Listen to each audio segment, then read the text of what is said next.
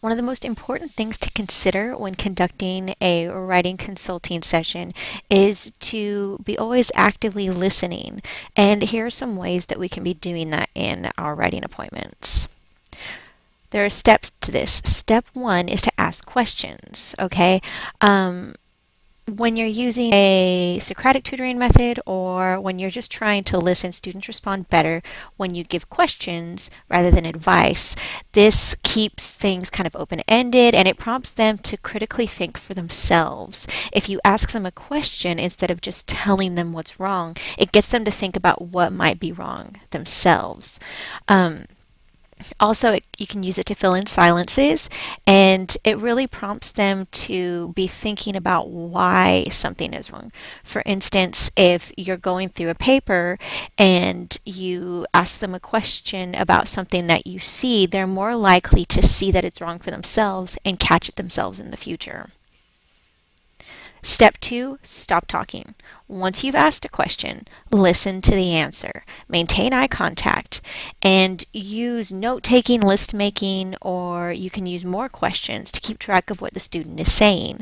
For instance, if you're going to ask a student if there's another could reorganize their paper, let them talk about it. Don't sit there and give suggestions. It might be better to just listen, take notes about what they're saying, maybe make a list of the things that they want to do to their paper. Same thing when you're starting your appointment. You can ask a question and then stop talking. For instance, what is it you're wanting to work on today? Let them answer and take notes to make maybe a little schedule for what's going on throughout the day. Step three, paraphrase. So you've asked them a question, you've stopped talking and listened to what they were saying, and you've maintained that eye contact to let them know that you were listening. Now you're going to paraphrase what they've said to tell them what they've said. So essentially, you can take a look at the notes that you've made, the list that you've made. You can take a look at questions that you've asked already for reference, and just let them know what is it that you really think they were trying to say. What was the main point that they're getting at? How do they seem to feel about it? How can you help them with it? That's the most important thing.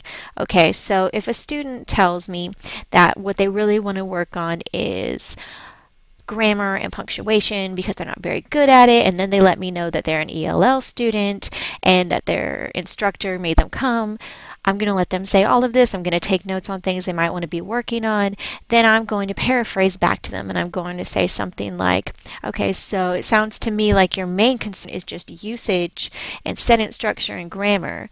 And that makes sense because if you're an ELL student, usually it's going to be smaller issues. So that's what we're going to focus on today. I can see why you wouldn't be very confident about it, but that's okay. There's probably not as much wrong as you think there is. What you're doing is you're addressing what the main point of what they're saying is.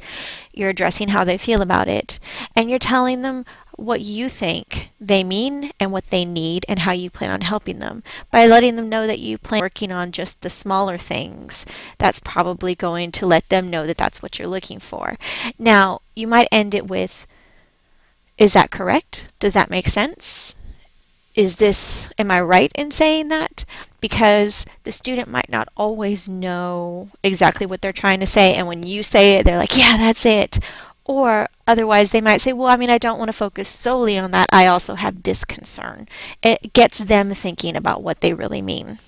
So here are some examples of paraphrasing in a way that kind of gets what they're saying back to them.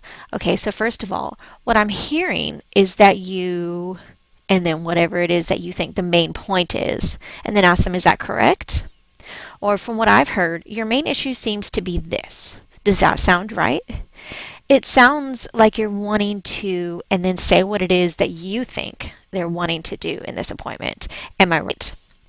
After hearing all this, it sounds like you have this problem and would like to do this thing. Is that right? So I've been taking notes while you talked to try and help organize your thoughts. Looking over them, it looks to me like you are needing, wanting, or having trouble with this issue. What do you think? This doesn't just paraphrase what they said and show them that they're listening, but it causes them to reflect on what they really mean, and it could open up the door for more discussion or more reflection.